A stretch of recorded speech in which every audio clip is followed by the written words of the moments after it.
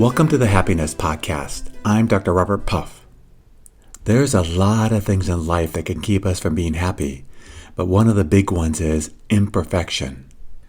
When we're younger, our bodies may look good, they may be smooth, and then with time, we notice that, wow, I'm starting to get wrinkles, or, oh no, my hair's starting to turn gray. Imperfections set in. In other ways, they do too. We may be going through life, dreaming of our soulmate, meeting that person, and then it doesn't work out. And our hearts are broken, and sometimes they feel damaged. We're damaged goods now. We're just not the same. Life can throw us so many curves that it makes it hard to stay happy because life just doesn't turn out the way we expected it to, we wanted it to. And because of that, we begin to suffer. Maybe we had plans of being a doctor, but we end up working at the local grocery store. Maybe we had plans of having a beautiful home overlooking the ocean, and instead, because we couldn't make our rent, have moved back in with our parents.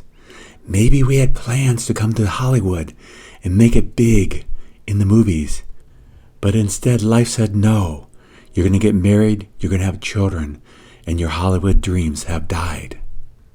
But what I want to ask ourselves, really ask ourselves today, are these imperfections necessarily a bad thing? Or could we see them as something beautiful, part of who we are, and that we can not only not be ashamed of them, but actually celebrate them? Many centuries ago, in the country of Japan, a philosophy, an approach to life was developed that had deep wisdom in it. You may have never heard of it, but it's called Wabi-sabi. And at its core, it's about learning to accept the imperfections of life, not only accept them, but embrace them and see the beauty of these imperfections.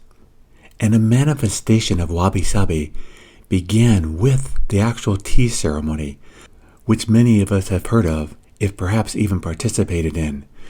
It's a beautiful tradition celebrating the tradition of tea and the tea ceremony.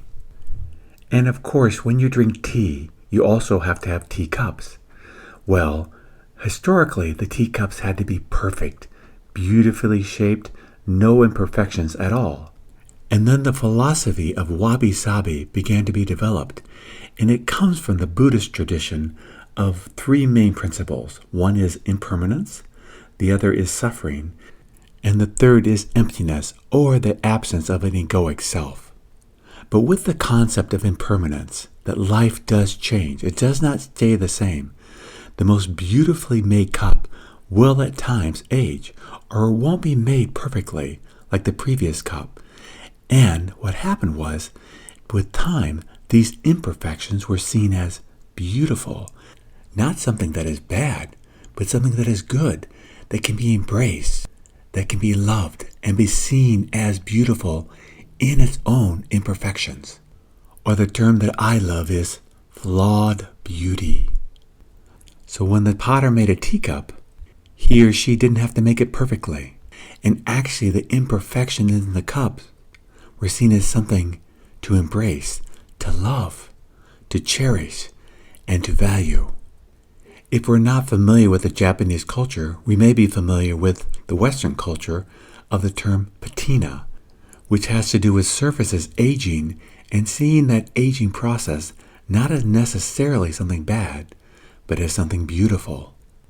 I think there's a tendency here in the West to see as something old or decrepit as ugly or something worth getting rid of, or definitely not seen as beautiful. But what if we were to begin to adopt the philosophy of Wabi-sabi? The thing I talk so often about in this happiness podcast is how powerful our thoughts are. So if we start developing thoughts saying, when we see something older, we see something beautiful there, imagine then when we look at our bodies, our failures, or all the tragedies we had in life, and say, that isn't ugly. That's part of who I am now. It shapes me. It's memories. And I'm going to begin to not only accept that, but even love that.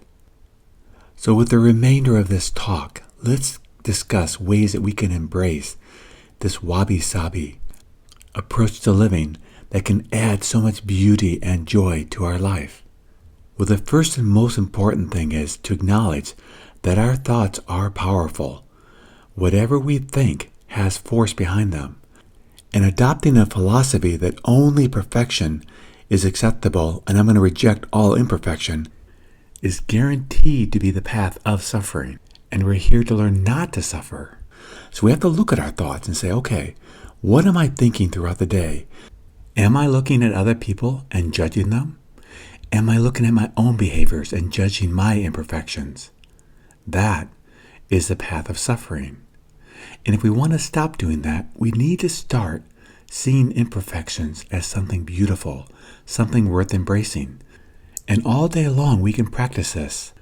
For example, we go out to get some groceries, and as we're checking out, we see the person behind the counter, and we may think they're fat, or we may think they have wrinkles, or we may think their job is stupid. Why are they doing such a silly job at their age?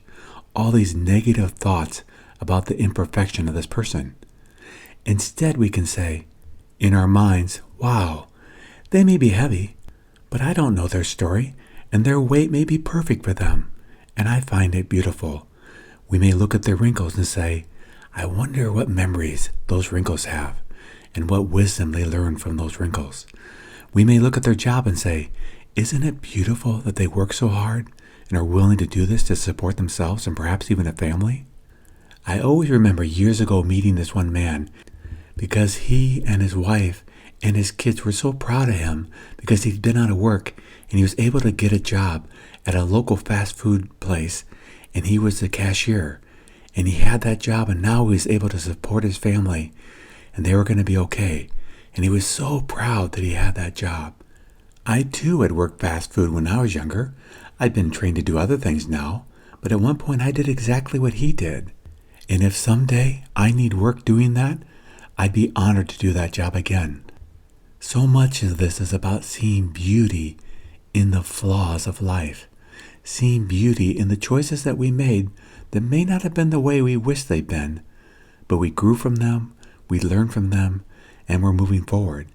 And if someone is above us or someone is beneath us, we still see the beauty in who they are.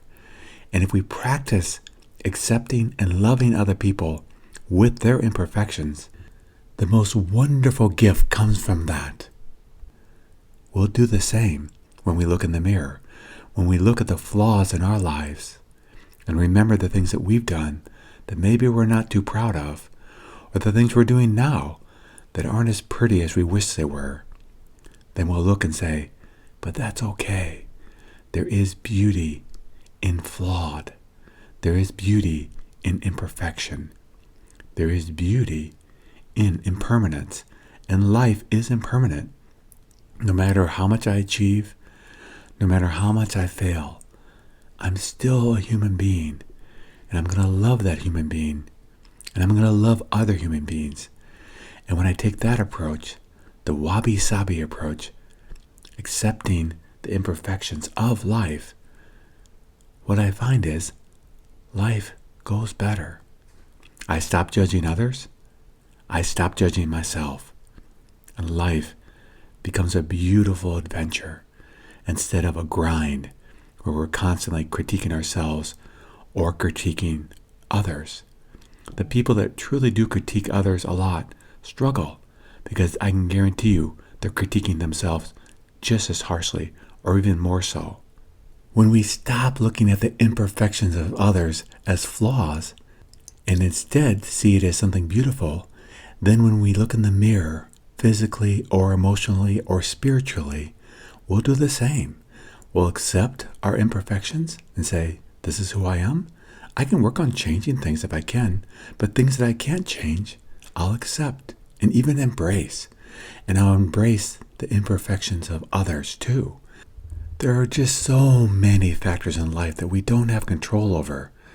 We don't choose our parents. We don't choose our genetics. There's so many things that we just can't control. We don't choose how quickly our bodies age, what shape we're in sometimes. There's just so many things out of our control. But the one thing that we do have control over is our response. And with the philosophy of Wabi-sabi, we can begin to embrace and love our imperfections and not even see them as imperfections, but something as beautiful. It just makes sense. Accepting imperfections is one of the key ingredients of having a happy life. And we all want to have happy lives. I really believe that. But we have to take the right approach. Criticism, critiquing, attacking is not going to lead to the path of happiness. Learning from our mistakes, growing from them, absolutely. Accepting the things that we can't change, absolutely. Learning to love the things that are just natural part of life, positively. And when we approach life through a Wabi-sabi philosophy, I do think that we'll find that as we age, as we have our successes and our failures in life, we'll look at them with gentleness, with kindness, and we'll say in our hearts, I know you're not perfect, but I love you perfectly for the way you are. Thank you for each day you give me to enjoy life with all your imperfections, with your flawed beauty. Thank you for joining me on the Happiness Podcast. If you'd like to learn more about the podcast, please go to happinesspodcast.org.